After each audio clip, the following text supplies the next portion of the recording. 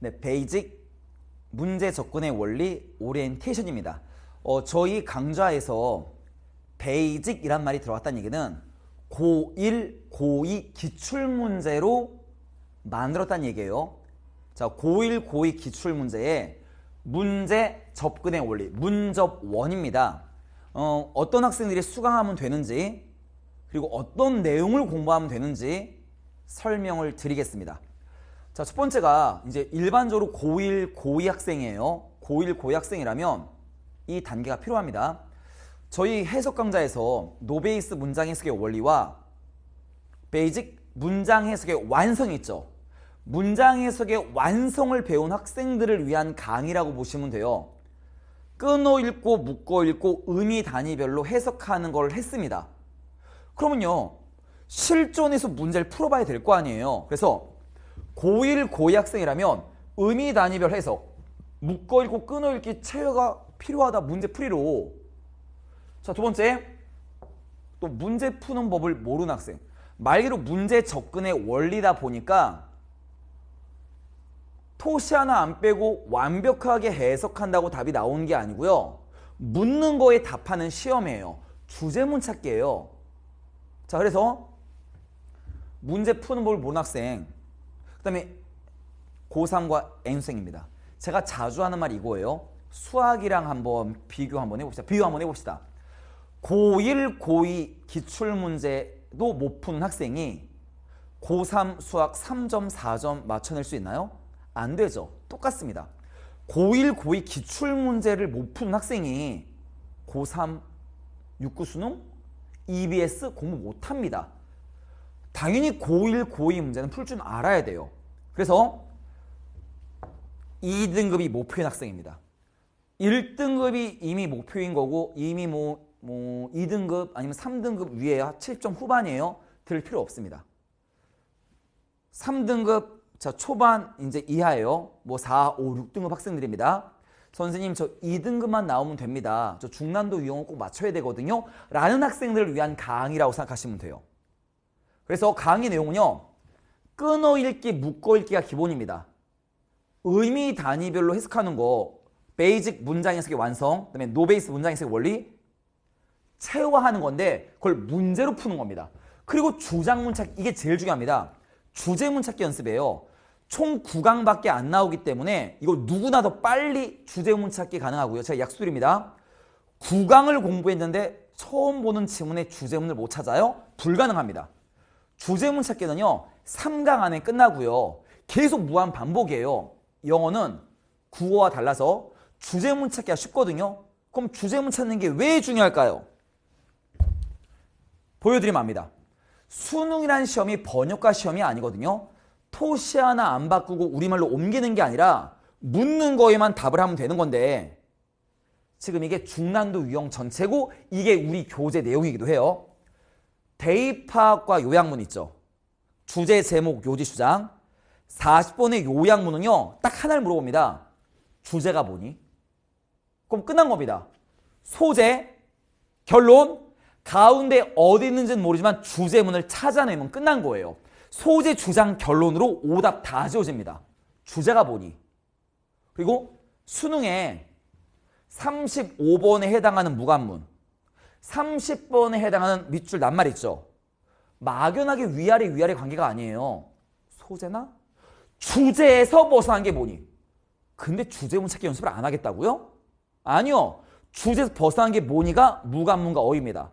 그럼 세 번째, 장문독해 41번은 무조건 대입학이죠.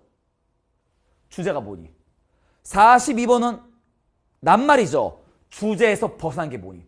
근데 주제문 찾기를 안 하겠다고요? 말이 안 되겠죠. 그 다음에 얘는 쉽지만 43, 44, 45번은 흐름 따라가기 문제고요. 밑줄 의미 파악은 주제는 뭐니? 하나 추가합니다. 위아래 관계는 뭐니? 밑줄 의미 파악을 자기 혼자 행간 의미 파악이 아니고요. 빈칸처럼 놓고 풀면요. 난 이 글의 주제를 알아. 위아래 관계를 알아. 오답 다 지워집니다. 이게 중난도 유형이고요. 이 내용을 우리 수업 시간에 합니다. 그럼 무슨 말이에요? 고1부터 고3까지 고3이라면 이제 2등급이 목표인 학생이에요. 고1, 2라면 당연히 공부하셔야 됩니다. 고1, 고2 기출문제 되어 있으니까 가로 열고 닫고 해석 공부해요. 그 다음에 해석 포인트도 공부합니다. 시작할 때 이건 이런 구문이 들어가 있습니다. 올인원 수업인 건 맞아요. 구문 포인트 해줘, 해석도 해줘. 근데 정말 중요한 건 주제문 찾기 연습이고요. 우리 9강만에 모든 글의 주제 찾는 거 씹어 먹을 겁니다. 그래서 이 내용들을 수업을 하고요. 그러면 강의 목표는 이겁니다. 고1, 고2 기출문제 지문으로 의미 단위별 해석 체화하고 주장문을 찾아야 오답을 지울 수 있지 않냐. 두 개 목숨 걸고 하는 수업이에요. 의미 단위별 구문독 해석 더하기 주제문 찾기 연습. 딱 두 가지 합니다. 추천 공법이에요. 예습은 할 필요가 없습니다. 우리 교재 오른쪽에 출처 있고 문제 있고 어휘 있어요. 제가 수업할 때요. 항상 해석 포인트를 먼저 얘기해요. 그래서 일치정지를 눌러놓은 다음에 해석 포인트를 웬만하면 필기를 해놓고 들어오는 게 좋습니다. 해석 포인트 이런 게 있습니다를 설명해요. 그리고 끊어읽기, 묶어읽기도 하지만 주제문 찾기 연습을 합니다. 그러면 뒤에 페이지에 한 줄 해석이에요. 이게 왜 있을까요? 복습할 때. 구문독해도 공부하는 거 맞지만 주제문 다시 한번 찾아봐봐. 이게 왜 주제문인지. 소재, 주장, 결론 알면 답이 나오거든요. 그래서 나랑 한 강 끝납니다. 그러면 96페이지부터는 워크북이에요. 자기가 스스로 문제를 풀어봐야 될 거 아니에요. 똑같은 방식으로 한 강이 끝나면요.